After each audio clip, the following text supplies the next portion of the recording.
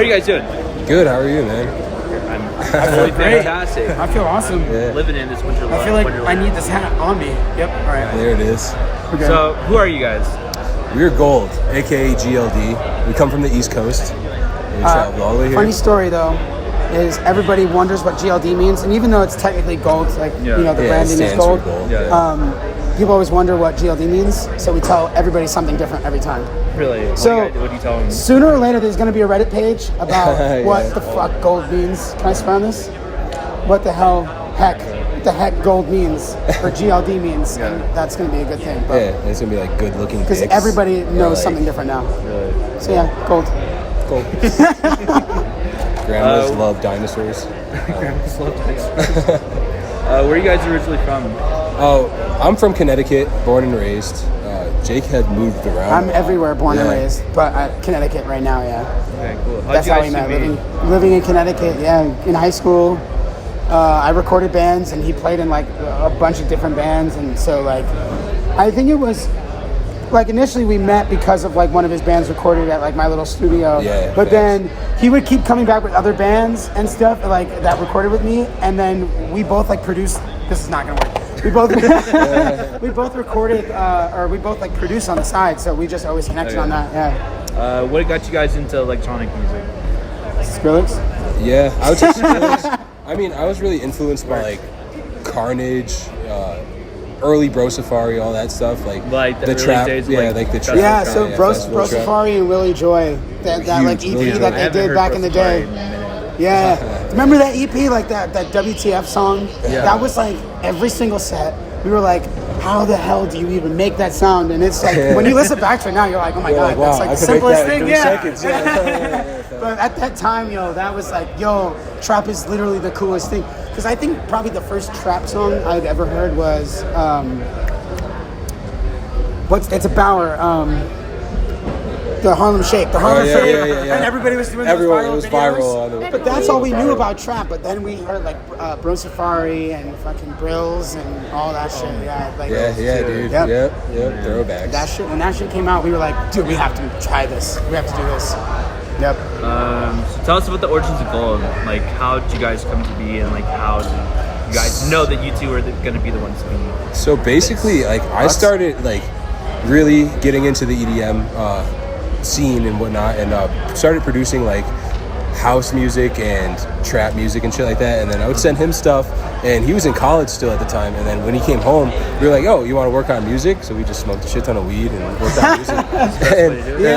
It was crazy because when I was in college, I was going for like music business law, and I had no plans of ever being like an artist. I was like, I'm gonna be Mr. Behind the Scenes, or I'm gonna do something like that. And but the scene in Florida was like absolutely nuts. So, started releasing like trap stuff like on SoundCloud, just pretty much when everybody else started releasing stuff like that. And I started, like, the clubs there were just so cool. So when I came back to Connecticut, I was like fiending to be able to do that type of stuff, but there was no scene. And he was like the only other person that was doing anything remotely close. So we were like, let's just make music together. And we made butts, and we were like, we gotta do this. We kind of have to, this is crazy. Yeah, we made a couple more bangers, and we were just like, all right, this is definitely a thing. Yeah, like a few months after we released Butts, it just popped off like crazy. And, that's when we realized we were like, all right, if we work harder and smarter than everybody else around us, we can actually make something out of this. And that's been our attitude literally since. Yeah, facts. What's your guys' thought process when you guys go into making the track? The thought process, I don't think there's any specific one. Yeah, it's just like pulling inspiration from like either life experience or just like the music that we're listening to, which might not necessarily be electronic music, but like anything that we're feeling.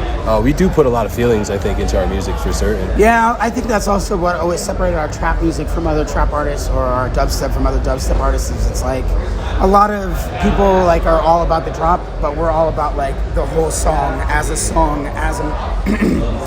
masterpiece. Like we're trying to create like a whole journey rather than just songs, and so that's always been like our thing. But I mean, we don't have like a specific workflow. A lot of times, stuff that he starts, there's like an order to where he'll start stuff and then I finish stuff. Yeah, I'm like, the one who like spends time literally like The all tedious, over, like like, the tedious stuff where I'll bullshit, spend dude. like 3 hours on just like 4 bars of something, like just to get the sound right. But then he's like really good at structuring stuff out and like creating something that's cohesive. So it's like a lot of times we end up like, that's probably the quickest way for us to make songs is when it works like that. But there's songs that were like just him, or songs that were just me with like touching up like together, or I don't know. There's no specific way, and I think a lot of people put a little bit too much emphasis on trying to have a specific way of making music, where it's like, no, we try to keep it more natural. And more organic and shit. Did you guys go to school for producing at all, or did you guys like take classes? Or did you guys just... I did. I went to Full Sail. I ended up dropping out. Like the first semester, I was like, all right, I don't want to be in debt, so I'm just gonna do this because. Like I said, I went for. Actually, my story. I could talk for hours about the story that of me at college, because my parent. Oh my God. All right, so let me see. Long story short, parents are Christian. They were like, if you go to Christian college, we'll pay for most of it. Cool, that sounds good. I'm gonna go really far away. So I went to. Be careful. I touched the mic. I'll go to Florida. Went to Florida to a Christian college. Started getting into the EDM scene. College didn't like it. I ended up in some drama with the college, and so that was a whole thing where I ended up having to drop out from there.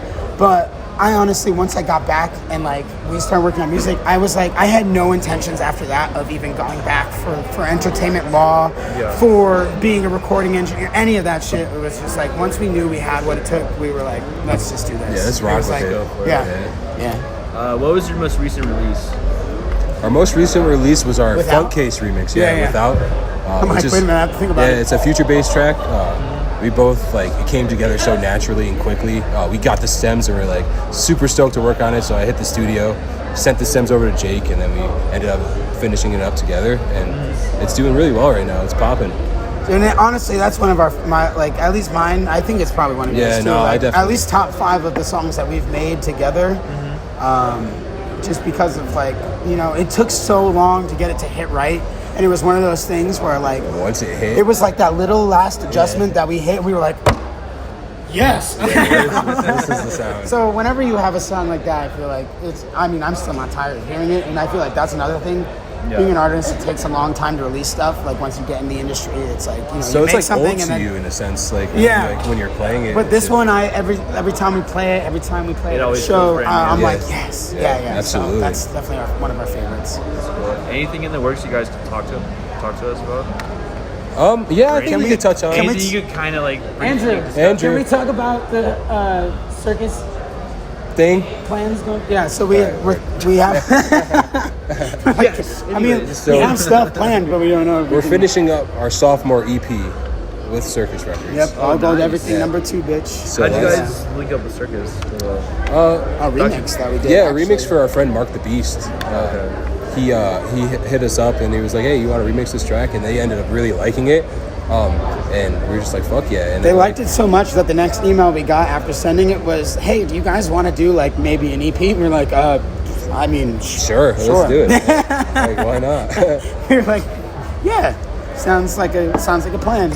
So yeah, so now we're working on. Actually, all the tracks are really done. They're just mixing, mastering, like final touches type shit. Yeah, absolutely. Yep, that's it. So that's coming down the pipe. There's other stuff we're talking about. Something major. I won't say anything about exactly what we want to do for the summer, but there's something that's going to happen this summer that we're going to be leading up to, like basically from like after tonight. You know what I mean? Like after New Year's is like, yeah. So we're going to be from 2020 on leading up to something big for the summer, and Can't wait to see it and hear it. it's really hard not to say more than that. For certain. It's actually difficult. Let's talk about performing. So how do you guys prepare for your shows? Do you guys have like a routine or ritual or anything before you guys hop on stage? I don't think we have a ritual. We tried to like set some before, but like we kind of always fall off. Well, every show is so different. Yeah. And part of the fun of being a DJ is I like reading the crowd personally, especially Yeah. when I'm DJing. Like I like just like seeing what they're vibing with, what they're not vibing with, what's popping off, and all. So I'll have planned things, but I'll also have like a little freestyle thing where I could just go wherever direction I want to. I think the one thing that's always pretty much consistent with what we do is because we're like separate and two different people with two different tastes of music and two different like schedules, even, sometimes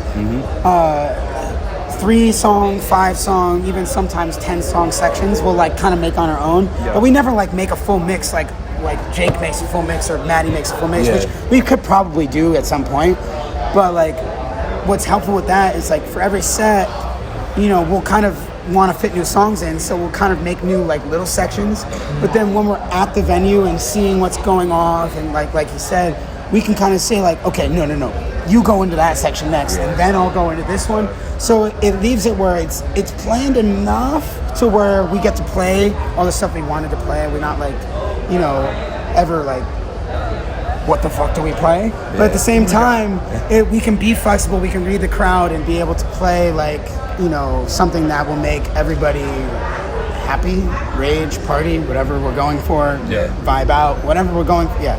So, we did that today, actually. We were going to play, we weren't really planning on playing house music, but... I was about to ask, did you guys do that today? Yeah, that was literally him, like, I think I want to play some house music. House music. And I was like, okay, if you can get into it, let's go with it. Yeah. And that's, so that was, yep. Okay. Allows us to do that. What's the most recent show that you both are extremely proud of? This show, I would say SnowGlobe. Like, this is definitely the biggest accomplishment of our career thus far. Really dope. And it was so much fun. Have you guys been here before? Never. Well, all right, I lied. I've been to Lake Tahoe when I was like 5. He has, I have. And I remember, the only thing I remember, so you know how your memories are scattered from when you were little? Yeah. I remember one specific like snapshot memory of like my first time ever seeing snow here. But the snow, I was probably like this tall, and the snow was like here. So I was like, I don't like snow, Mom. So that's my only memory of this place. So as an adult, first time being here. So when you guys aren't on the road performing, headbanging, or making music, what do you guys do with your free time? Free time? I mean, I like to spend a lot of time, music, in the studio, life experience, hanging out with friends, creating new moments and shit like that. And I feel like that also helps inspire me to do music.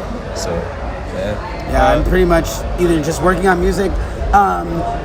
It's fine because I used to, music used to be my escape from regular life. Yeah. But now music is regular life. So now, I'll say whenever I'm not doing music, like if I need a break from music, video games. Yeah. So like hitting up a new, so right now it's Assassin's Creed all the way. Like I've literally played 4 of them in the past, and those are decently long story, and I don't play really online, which I feel like I'm going to get good at Fortnite, and I'm going to get good at Apex. I'm coming for all you motherfucking DJs that play this shit.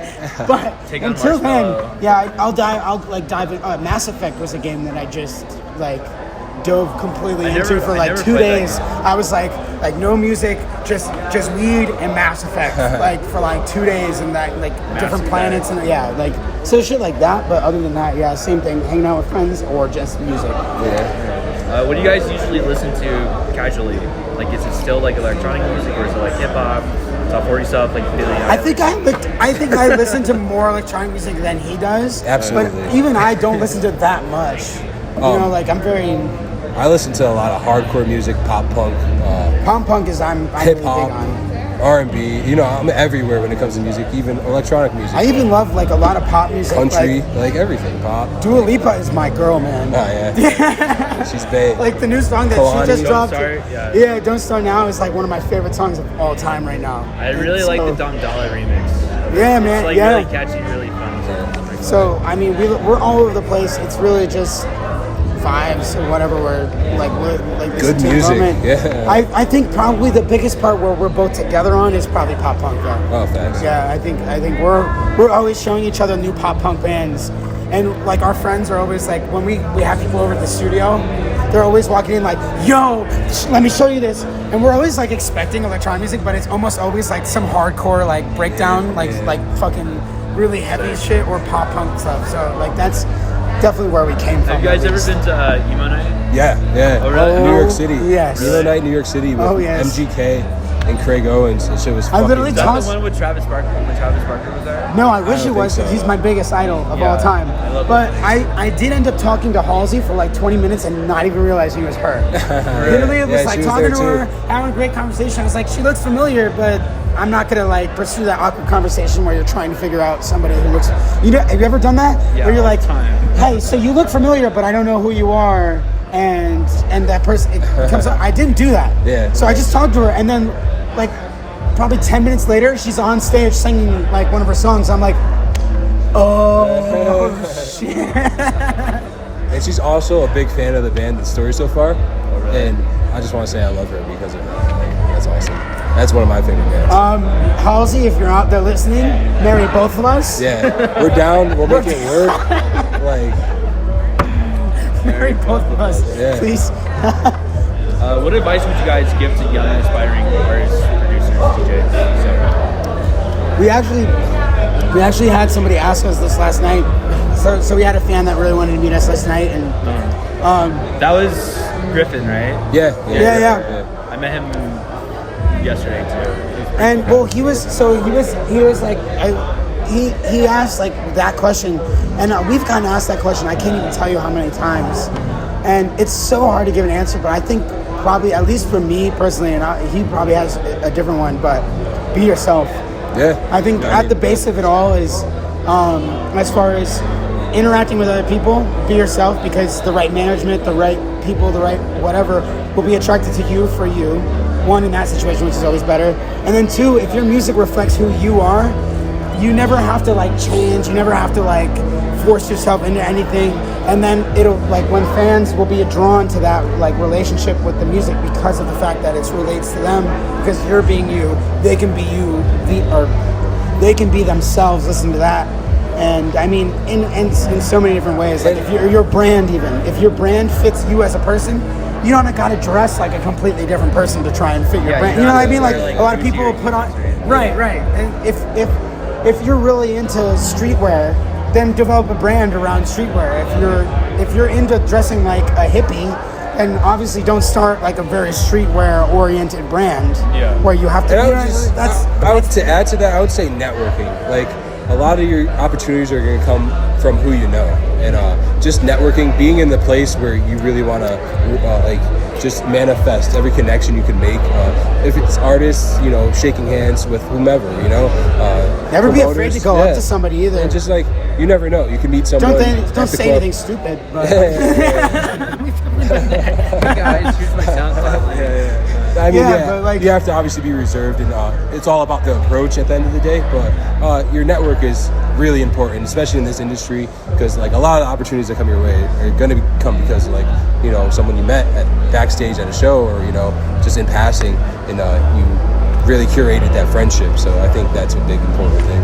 Just networking. Yeah, and being that like, and I think that goes hand in hand with the being yourself thing too, because if you're just being yourself and you're networking, you're gonna attract other people. Surround people, yeah. And just surrounding yourself with people. You don't have to be fake around people. You don't have to be, Surrounding yourself with people with the same mindset as you. It doesn't necessarily have to be someone huge, but like if there's another kid in your town that's also doing that, hang out with them more. Be in the studio with them, keep them around. Keep doing stuff like that, and I think that's when you manifest a lot of success. A lot of the biggest stories start from like groups of artists that moved in together and then start building their empires together. And then all it takes is sometimes it's one person pops off and then the rest of them like learn from that, or they all pop off in different ways and then they end up being bigger than, you know what I mean? It's it's a win-win, you know what I mean? So it's like it's a squad thing, Yeah. Build a team and then build a network. Yeah, for sure. What have been some of the ups in your guys' careers that you guys are extremely proud God, of? there's so many. Yeah. That's the one good thing about a career in dance music is there's so many ups. There's a lot of downs. I mean, one thing that Floss actually told us, Kurt from Flossstradamus, he was like, this industry, this career is an emotional roller coaster, because like you'll have the highest of highs and then you'll come down just as fast as you got there, or just as slow, and that's like kind of really been like fun fact, it's actually clinically proven that being on a stage in front of a crowd, especially a crowd that's there to see you, is one of the biggest life highs that you can ever get, and it equates to the same highs as like prescription drugs, even illegal drugs like psychedelics. Like people describe the same feelings. People have been tested and gone get like CAT scans afterwards, after playing like a show, like what we just did. You know what I mean? And then like right afterwards, and like all the parts of your brain that are supposed to be happy are like just like You know what I'm saying? Like it's so. Just Going from that to natural trying to fall asleep in a hotel room, you know what I mean? It's like high, low, and then on top of that, it's like some people go through periods where maybe they change their sound a little bit because it's what they wanted to do, but then people don't really react in the way that they thought. And so it's like, you know, as an artist going from that big of a high to like something like that, it takes you down maybe farther than a normal person would think of something like that. You know, a normal person would be like, fuck it. But like an artist is like, damn, I was just up here, but now I feel like, you know, it's definitely.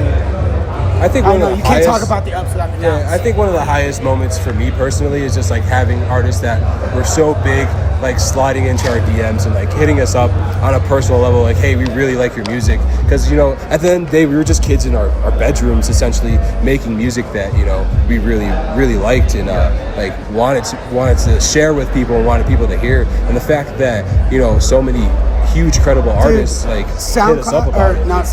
Flosstradamus hit us up on SoundCloud DMs. Yeah, dude. We had literally a conversation. just literally SoundCloud DMs.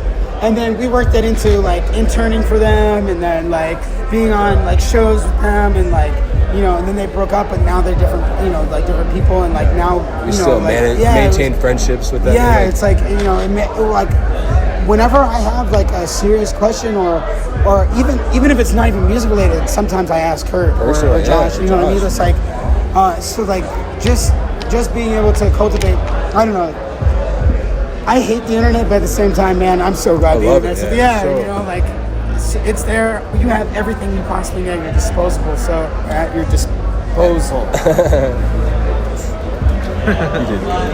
What are some I didn't even smoke today. What are some hurdles that you guys had to face over the years? Tons. I mean, especially early on in our career, we were very naive when we first started. We were ignorant. We didn't know exactly how the industry worked or how labels worked. You know, so a lot of things. You know, our first EP was with Fool's Gold, and we thought, you know, oh, we're signed to Fool's Gold. We're straight. We don't have to do anything. We also thought that the music was going to come out within like the next couple months, and then they were like, and then it was like a year later, and don't take that as a. Please don't take this as us talking shit about Fool's Gold. No. It's more like every label works like that. Yeah, There's people that wait 3 years to release music, but that's also how important it is to not be making what everybody else is making like in the moment. You make what feels right for you. It goes back to being yourself. If you're being yourself and you're making stuff that will still be cool 4 years from now, that's what then you know you're making the right shit, because at the end of the day, if you release, even if you end up not being able to release that for like 2.5 years, it'll come out and people will still freak out like you made it 2 days ago. Yeah. You know what I'm saying? And I mean, even the Without remix, they that came out fast though. No, but even that was like, it was still like almost 6 months before it came out. But the song had come out already, so you know the normal thing is to think like, oh, I want to make this remix and put it out right now. Yeah. But it was like it took a while, and then us like, and now we couldn't be happier with the results of that. So yeah, I think that's a big thing. Is I would say also the other biggest hurdle that we put in is I think that there definitely is benefit to starting off like let's say you have a regular job and you haven't really started your music career yet. There's benefit to just networking a while before you even put out music and figuring out how the industry works, because I think there were a lot of opportunities that we had, but we didn't even know we had them because we didn't really have proper management yet. Yeah. We didn't have a booking agent yet. We didn't know we needed a booking agent yet. Yeah. You know what I mean? Like stuff like that, to where we were in like you know, positions where people were like, all right, so you got what? Like, what's your team? Like, let's make this happen. We were like, I mean, it's us. Your press kit. Yeah. We were like, you're looking at the team. You're looking at it.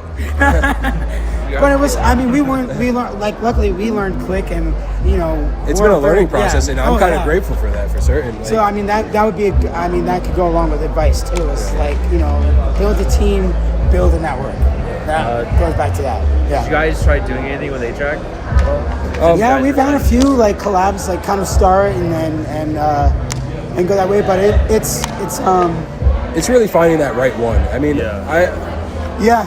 Especially because like their schedule is like, especially an artist of that caliber, their schedule is crazy. So like, Did you guys see him last night? Oh no, we didn't catch him, unfortunately. I actually said hi to him as he was walking to his set, but I didn't try to talk to him anymore because if I was walking to my set, I wouldn't want somebody to stop me and be like, "Hey, I haven't seen your song." I'd be like, "Yeah, I gotta go though. I have to. I love you. I gotta go." Yeah. So I just said hi, but what was I gonna say? I wasn't gonna say anything more than that. Who have been some of your role models or mentors in this musical journey? Obviously, you said Flash Thomas, assuming A-Track too, but there are some other people. Grills, Oh yeah, Grills, A-Track. Billy Joy. Like, we've gotten on conference calls with A-Track about songs, and like one piece of advice A-Track had given me that like I really always like take in mind, especially when I'm producing, like I always have it in my mind, is he said simple is always better. So like always simplify your ideas, like, and don't overcrowd them. Brills told me like, That's why we have 10 versions of every song that we make. it's like, we're making them like, well, we could take that little part out, and then that part's distract. You know what I mean? Like, that's a big deal. But yeah, like Brills, he's very into like manifesting your energy and whatnot, and like just always being like the best version of yourself and putting the positive out there. And I think that's like one of the like the big thing that I took from him. We took from him and really use in our music. He's definitely, we have a lot of mentors, and that's the beautiful thing about making connections in music is there, it becomes mentorship. Brills is definitely one of the spiritual mentors. Willie Joy. Willie Joy is definitely like a business. He's, just a general mentor.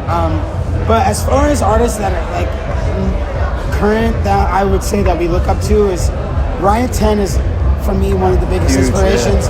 Because when we first started off, we were a Caps Lock crew together. Yeah, I'm talking like Butts. When we first released our first song, we were in like the same collective with him, and seeing like, how he was with a team and then moved on to this team and then, played these shows and took no money from these shows, but then made sure he got money from, like, he's played, like, he's somebody who had to grind so hard for where he's at. Yeah, and he deserves every bit of it.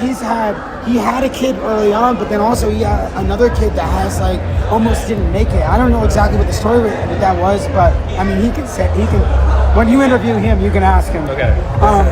But he's somebody who, like, his kid almost didn't make it, but he had to tour and he had to continue building his career all the while. Like, that's a huge, huge thing. And that's admirable. To see him now, it's like, and whenever you see him, he's still the same guy too. And so he's a big influence, mentor, like, somebody who we just look up to. And honestly, as far as young cats go, Whipped Cream. She was also Caps Lock crew. She was in our us. squad, like a part of the whole thing. Signed to Atlantic, signed to Prodigy, has like one of the best booking agents around, like, and she is one of the most genuine like lovers of music that you will ever meet in your life. And I love that. You know what I'm saying? And then to see her being able to, she's somebody who is totally herself, somebody who doesn't make music that's outside of like what she makes what she wants to make. You know what I mean? She doesn't like, well, I think people like this, so I'm gonna make this. You know what I mean? That's something that we really look forward to, and I think that she's got another 10 years of insane career. I mean, probably more than that, but like some people you can look at and you're like, I give them 2 years, I give them 3 years, and then we'll see how they adapt.